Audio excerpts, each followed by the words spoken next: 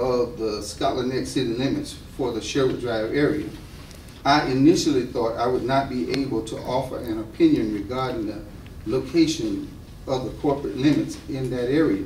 However, upon further review of the town's annexation documents, I would like to offer you my opinion as the County Geographic Information Systems Coordinator.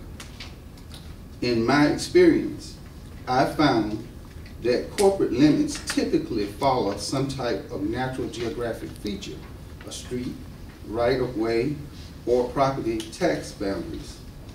The information given to me by the town of old annexation descriptions was initially very difficult to decipher, as they often referred to general areas and for the most part did not include metes and bounds descriptions. However, I took another look at the documents and realized the 1959 session of the General Assembly, Chapter 161, Senate Bill 108, includes very detailed metes and bounds which can be plotted using current mapping information in our tax parcels mapping system. That is indeed the area that is in question. The 1959 Chapter 161 Senate Bill 108 description refers to identifiable property owners as well as a large pine, which I believe is also referenced in two separate recorded surveys of the area, map 15, slide 7, and plat cabinet 6, slide 150C. I also plotted those surveys to include the large or 36-inch pine in question. In conclusion, it is my opinion that the properties located in the northern end of Sherwood Drive are inside the town of Scotland Neck's corporate limits, and that the corporate limits follow the property lines in that area. Based on this research, I will update the city limits digital file I use for the county's GIS to follow the property lines instead of relying slightly north of the property lines. Please let me know if I may have any questions regarding the matter. And then you attach the map. Okay. And in the map that you presented, you show two sets of lines there. One set of lines show that the area that you've been calling that was the town limit. That's right. And now, based on this new information, you are going to show a different line. I have not corrected that at this point. The heavy dashed and dotted line is the same line that's reflected by the shaded area on this previous map. What I'm trying to show in this map, and you'll notice in the legend on that, it refers to that line as city limits, and in parentheses I put current file in GIS. The current file in my GIS actually for all of the towns is the city limits file that was first provided when the county went to a digital GIS back in the mid-90s. That file was created at the state level. Obviously, at that level, they are mapping at a much larger scale, and lines are not snapped, as it were, to more particular property tax lines, or like I refer to in most cases. Based on the 9 years I've been working in this position, corporate limits generally follow some type of natural geographic boundary, such as a creek, or they will follow a street right-of-way, or they will follow property tax lines. In general, that's what a town limits are going to follow.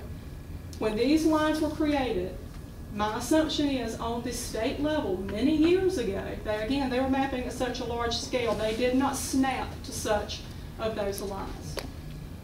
I do not change corporate limit lines in this county unless areas are brought to my attention for, number one, there's been an annexation to occur, or there is an error in that state fund. And I believe I've actually met 2, maybe 3 annexations for the town of Scotland that have happened in most recent years, and one which was not in that state file that was, I believe, was from the 70s.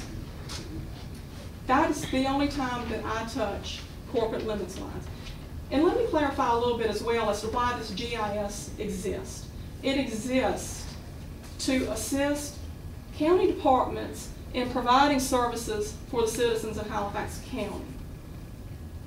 For the most part, the major part of that function is to assist Halifax County's tax assessor in making sure that properties within the county are assessed within the correct taxing districts. So that's why this GIS exists. The only time, again, that I make corrections on that are things such as annexations or if an error is brought to my attention. Now, when I looked at that 1959 General Assembly Senate Bill session and saw that there were meets and bounds there, it referred to a Dr. Neville property, which is on Highway 258. It referred to one of the corners on his property. That's not reflected on this map. I zoomed into the Sherwood Drive area on the map, which was attached to the memo that I sent to Kristen. Because that was an identifiable area that I was able to follow.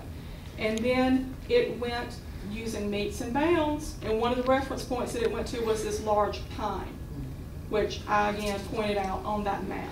That same pine is listed, is also referenced on those 2 recorded surveys. So this map is to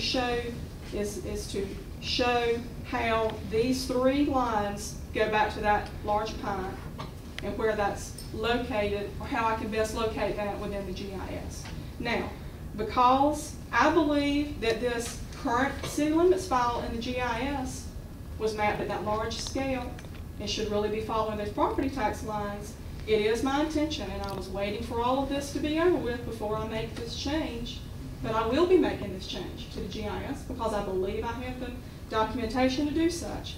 I'm going to snap, as it were, the city limits line to more accurately follow those property tax lines in that area of the town. So bottom line is, you've been in our tax office working with these maps, how long? I've been you already said 9 years. Okay. 9 years, those lines are wrong. Isn't that right? Never longer, Right. longer. Maybe longer than that. And when you created this map right here, it was wrong. It was the best data I had available. But it was wrong, wasn't it? Yeah. Okay. All right. Wrong, although it's still slightly north of those properties on Sherwood Drive. Right. Wrong in the other direction. Right. But either way, it was wrong. Okay. Now, you mentioned a pine tree. There's a delineation that you used to interpret where the location was. How do you know where the pine tree is right now? I'm not a surveyor. I can't tell you where that is on the ground, but I sure can tell you what these 3 different meets and bounds descriptions are going to and how they match. Would you show us where the home is located on that property right there? Where is the home located?